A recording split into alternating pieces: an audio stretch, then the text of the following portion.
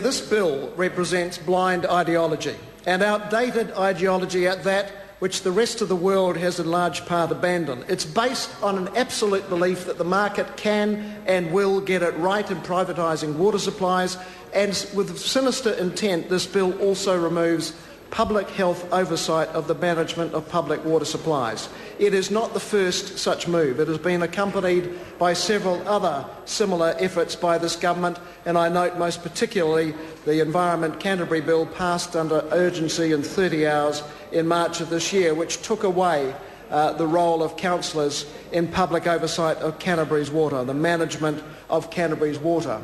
There has been overwhelming public submission to this bill, saying that New Zealanders do not want to see their councils putting water into private ownership. And by providing for 35-year tenure, effectively a generation, that is, if it looks like privatisation, if it smells like privatisation, then indeed it is privatisation. And New Zealanders know what the risks of that are. This morning I got an email from a woman known to me who had been involved 20 years ago working in the United Kingdom. One of her tasks was involved in the clean-up, in a metaphorical sense, of the aftermath of the biggest water poisoning incident ever seen in the UK at a place called Camelford under an organisation called South West Water, one of the first water boards privatised by the Thatcher government.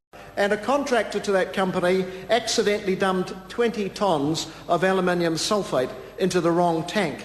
It led into the water supply of communities fed off the South West water supply. Hundreds of people were made sick.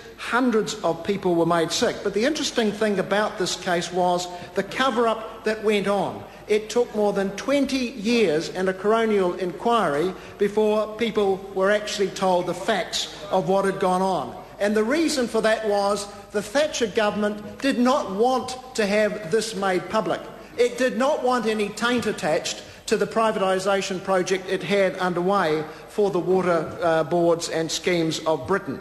And the eventual result was simply that South West Water was prosecuted for the total sum of £10,000, fined £10,000 for an incident that saw hundreds of people left sick, some with permanent injuries due to aluminium poisoning, and while 148 people were able to bring a case and get some very modest compensation, they had to fight through the courts to get that compensation for their ongoing health problems. And as the email said to me this morning, having seen that and remembering what a terrible mistake it was, she said she hopes it never happens in New Zealand.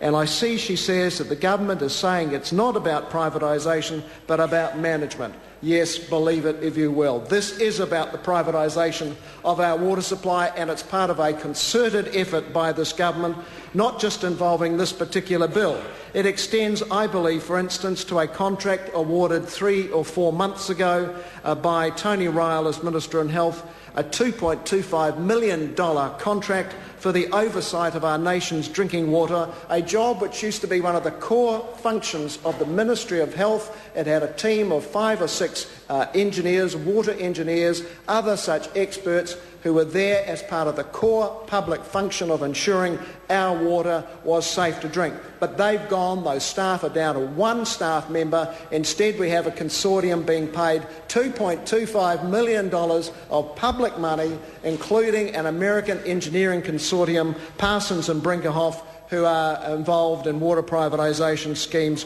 all over the world. So this is all very much part of the same approach, taking the approach that the market will deliver, when the experience around the world has been that when it goes wrong, it goes absolutely horribly wrong. It's rampant ideology at work. It's contracting out to the private sector what should be a core function of government. And we can argue about what should be the core functions of government across this parliament, and I'd be happy to take part in the debate. But if members opposite want to argue that oversight of our drinking water is not a core function of the state, then I'd like to know what the heck is a core function of the state, because I believe that drinking water is a basic human right, it's essential infrastructure, and it deserves to be in public ownership overseen by officials who don't have any concerns other than making sure water is safe to drink, that the supplies are up to scratch, are not having to meet targets in respect of the returns of a private consortium. And here we have a bill paving the way for our water supplies to be put into 35-year ownership contracts in private hands for a generation, a lifetime of private ownership. And there is the example from Britain in respect of what happened to one of the first privatised contracts, hundreds of people poisoned by the misapplication of chemicals, and it took people 20 years to try and get justice. And I would argue very strongly that if that was a publicly owned entity, I would believe that there would be answerability on that issue, and one would hope in a parliamentary democracy there'd be answerability when we see hundreds of people made sick very, very quickly, no matter which government was in power on this side of the House. But we don't have only the example of that particular part of Britain, because in submission to the Select Committee as it was considering this Local Government No. 2 Amendment Bill came a submission from the Canterbury DHB, the most explicit submission I think that I've ever seen from public officials, saying to the government that what you're doing by taking out the sections of the Local Government Act 125 to 129, you're effectively removing the regulations about water and sanitary services and the oversight provided independently by the Medical Officer of Health. So we've got it happening on two levels.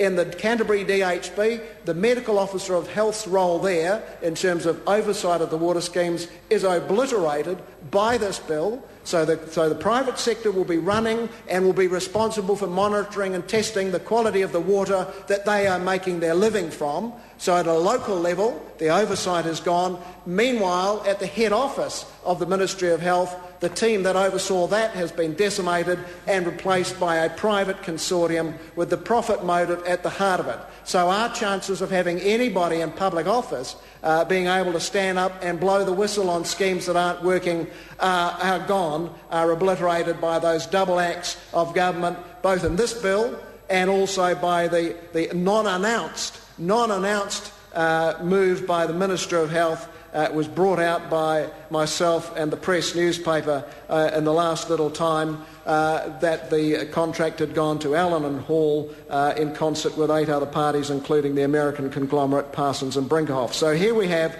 at two levels, nationally and locally, oversight of our water, the safety of our water as it goes into private hands for 35 years, and we have a situation where there won't be any oversight.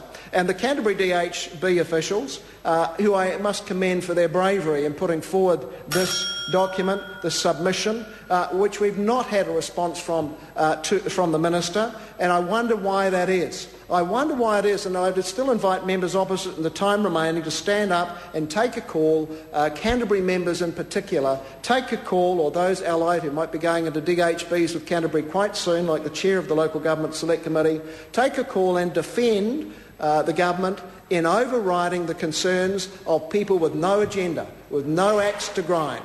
Public health officials who say in their submission to the Select Committee that the role that they have played in providing an oversight of drinking water schemes goes with the passage of this bill, and we are putting into private ownership. And they're extraordinarily explicit in saying that what this is doing is parallel to what happened in the community of Walkerton in Ontario in 2000 after a government came in with a big agenda to sweep away the red tape and regulations that were strangling the Ontario economy. And what happened? Walkerton went into a scheme without any oversight from public health officials, and 7 people died, 100 and something people were made sick, and the cost to that community and to Ontario was estimated at $200 million. $200 million. In fact, I'm correcting myself. The number of people made sick seriously was over 100. In total, 2,500 people got sick from the outbreak of E. coli that happened in that community.